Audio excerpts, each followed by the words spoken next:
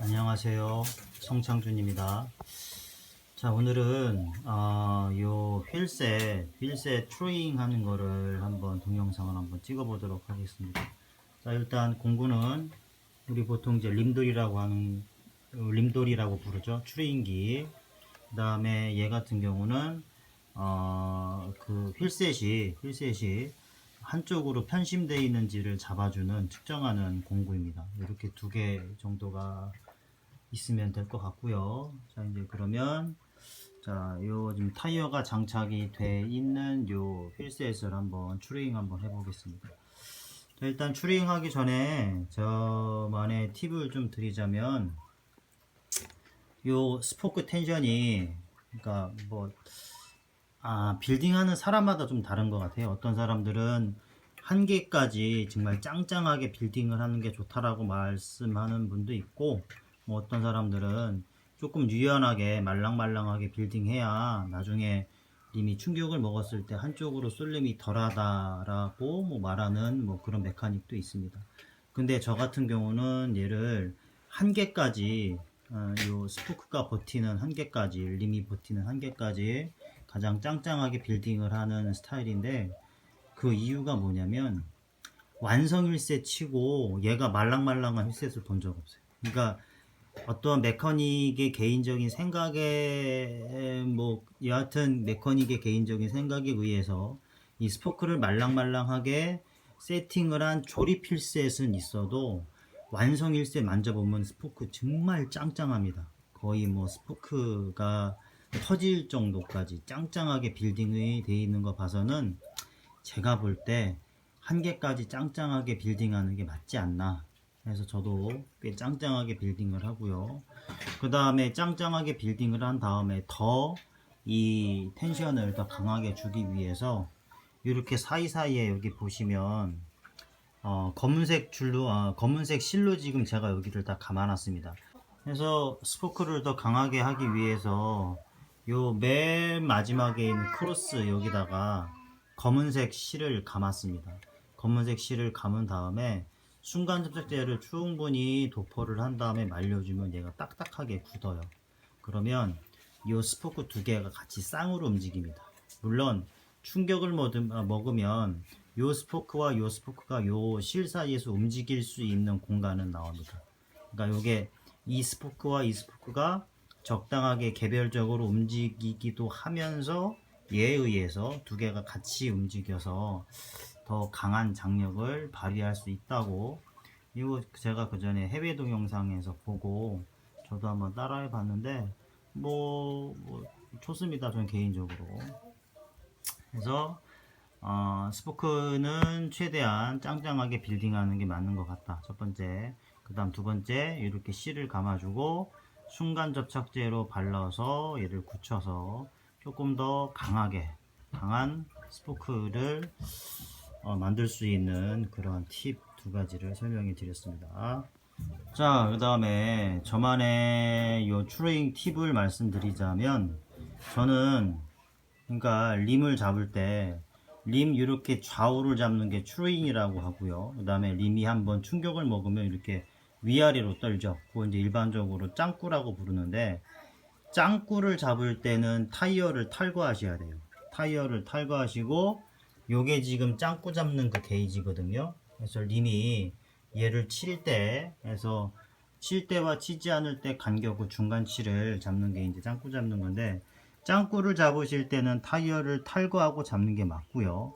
좌우 밸런스, 추링을 잡을 때는 저 같은 경우는 타이어를 끼우고요. 그 다음에 타이어 압력, 평소에 내가 라이딩하는 타이어 압력을 준 상태로 이 추링을 잡습니다. 그 이유가 뭐냐면, 보통 저는 이제 앞에 거는 20 psi, 뒤에 거는 한 21, 22 정도 psi 공기압을 집어넣는데, 이 공기압에 의해서 공기압을 주면, 그러니까 타이어를 탈거한 상태에서 추링, 그러니까 정확히 림을 가운데 추링을 잡았을 때 타이어를 끼고 공기를 주입하면 얘가 살짝 틀어집니다.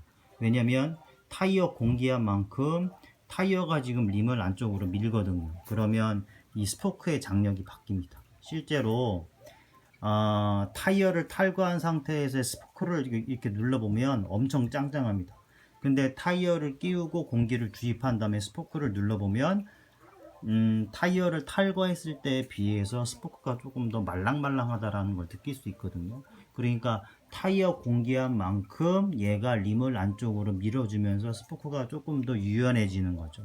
그러면서 얘가 좌우가 비틀리는데 그 이유가 뭐냐면, 자, 보시면, 자, 여기는 지금 앞바퀴인데, 앞바퀴 같은 경우에 이렇게 로터가 있는 쪽은 로터가 들어가는 공간이 필요하기 때문에 요 스포크 허브 프렌지라고 하죠, 그죠? 요 스포크 프렌지가 조금 더 허브 안쪽으로 들어가 있습니다. 얘에 반해서 반대쪽 디스크 로터가 없는 쪽은 이 허브 프렌지가 최대한 바깥쪽으로 나가 있거든요. 그러면서 요 좌우 대칭이 지금 맞질 않죠. 그래서 얘 같은 경우는 요 디스크 로터 쪽은 좀 더 스포크가 이렇게 서 있고요. 얘 반대쪽은 조금 더 누워 있는 형태로 돼 있죠. 그래서 지금은 이제 림 자체에서 요게 림 가운데 있지 않고 얘를 살짝 이쪽으로 틀어줘 가지고 좌우 대칭을 맞춰주는 그러한 림도 있죠. 그게 아시모픽인가 아마 그럴 겁니다. 영어로는 제가 정확히 잘 모르겠는데. 근데 제 림은 그 림이 아니고 그냥 림 가운데 요 스포크 홀이 있는 일반적인 림입니다. 그러다 보니까 얘가 좌우가 안 맞아요. 그러다 보니까 일반적으로 이렇게 서 있는 스포크 쪽에 텐션이 조금 더 강합니다. 왜냐면 얘는 강하게 줘봐야 림을 밑으로 당기는 영향이 강하지 림을 옆으로 당기는 영향은 좀 덜해요. 왜냐면 스포크가 림을 그 당기는 방향 자체가 이렇게 사선으로 당기는 게 아니라 밑으로 당기거든요. 얘에 반해서 이 반대쪽은 림이 요 허브 프레인지에서 요 림을 당기는 방향 자체가 사선으로 당깁니다. 그러니까 얘 같은 경우는 조금만 좋아도 요 림이 이쪽으로 가죠. 근데 얘 같은 경우는 이쪽에 있는 이 스포크 같은 경우는 많이 쪼아 봐야 얘가 조금밖에 움직이질 않습니다. 그래서 결과적으로 요 림에 트리잉 할 때 센터링을 맞추려면 결과적으로 이렇게 안쪽으로 들어가 있는 프렌지 쪽에 스포크는 조금 더 강하게 주고요.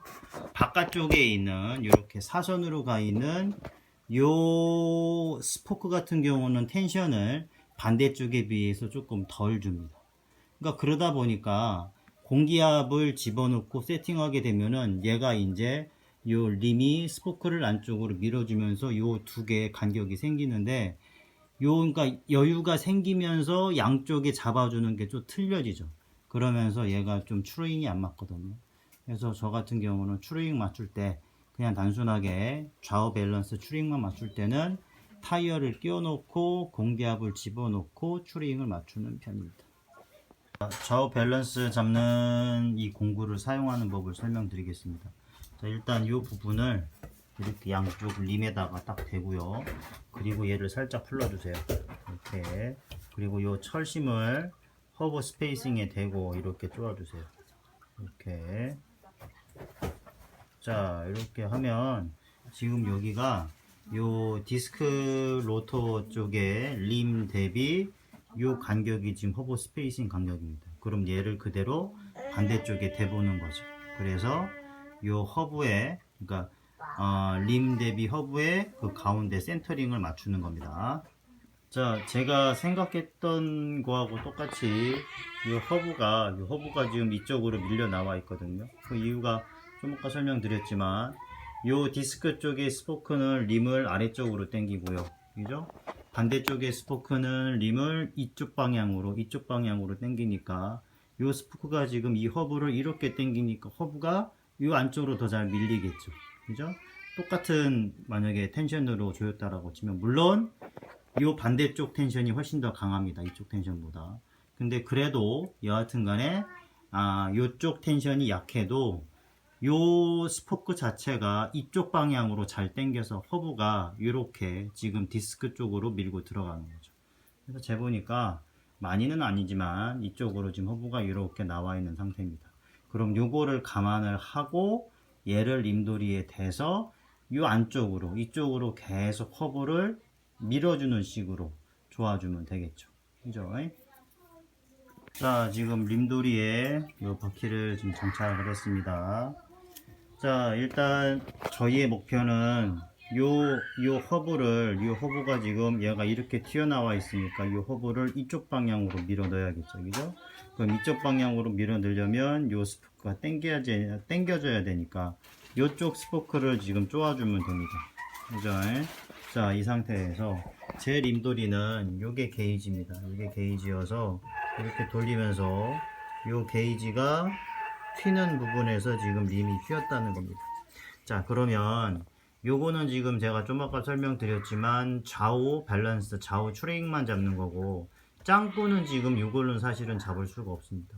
근데 짱구를 테스트하는 거는 뭐냐면 이렇게 하시면 돼요. 바퀴를 자전거에 걸어 놓고 이 바퀴를 세게 돌리세요.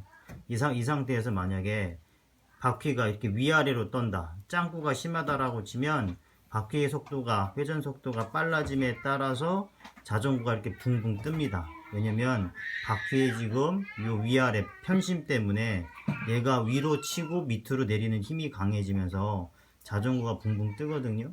그래서 그 붕붕 뜨는 정도를 보고 짱구를 테스트해도 괜찮습니다. 저는 그런 식으로 합니다. 그래서 테스트 해봤는데 제 거는 뭐 짱구가 심하진 않거든요. 림이 지금 찍힌 데도 없고. 그래서 일부러 요 림을 지금 허브가 지금 안쪽으로 밀려면 요 림이 반대쪽으로 나와야겠죠. 그죠?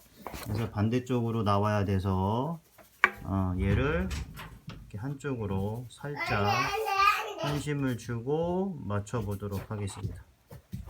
자, 지금 추루잉을 맞춘 상태입니다. 자, 지금 보시면 타이어가 일정하게 돌아가죠. 그죠? 그래서 이렇게 하면 추루잉을 맞춘 게 되겠습니다.